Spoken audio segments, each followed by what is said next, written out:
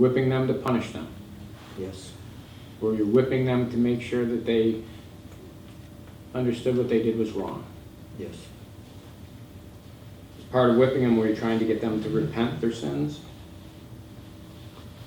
But, yeah, I realized I was wrong. Yes. And as you were whipping them, is there a biblical verse that has some relevance to the whipping?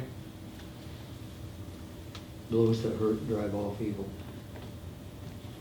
Blows that hurt drive off evil? Yes. So you're trying to rid the boys of any evil that's in them? That, yes. Were you trying to get Lucas and Chris to admit to stuff when you were whipping them?